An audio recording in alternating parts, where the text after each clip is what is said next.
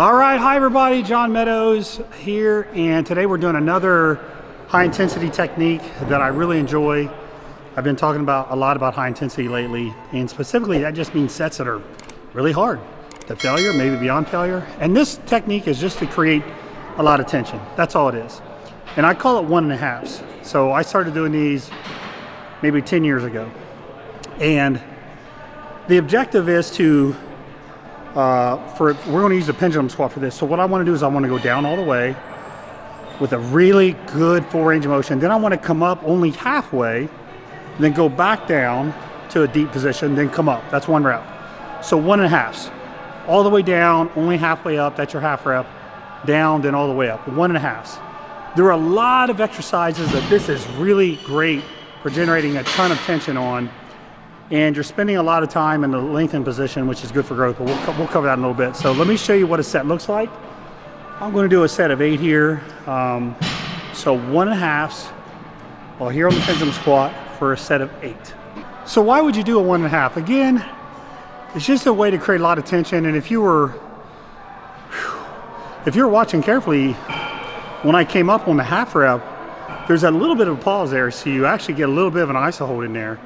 When you do an iso hold, even if it's just for that half second, that's a lot of tension as well. That's a lot of muscle fibers firing to hold that position. Then of course you go back down to that deep position. So when you do the rep, you're actually down in that deep position twice.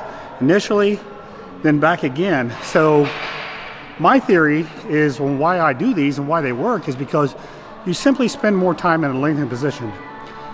Now, for many, many years, I have felt like that's a great spot to build muscle when the muscle is stretched out and lengthened.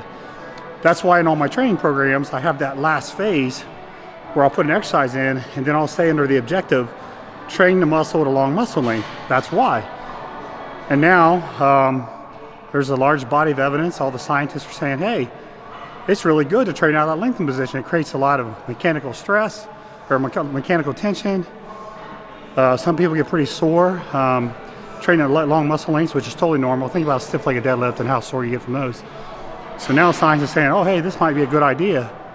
You know, I've been doing this for 10, 15 years in my programs, spending time in that position. So anecdotally, I would tell you that it works great. I would say the science also matches up with it. Now, what exercises would you do this with? That's really the key. Would you want to do this with a squat? I mean, you could, but that's probably a little risky for your lower back. I would tend to use exercises that are more safe, more machine type exercises, or if you're doing like a dumbbell, like let's say you're doing a dumbbell curl, well that's fine. You go down all the way, you come up halfway, go down, that's fine. But all I'm saying is be careful with the exercise you pick, because when you're down in that deep stretch, there is a potential for injury if you're picking the wrong exercise to do it on. Like a preacher curl.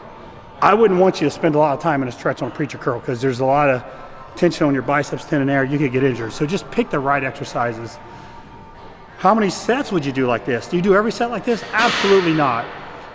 I typically will only do 1 or 2 sets like this per workout on a good exercise.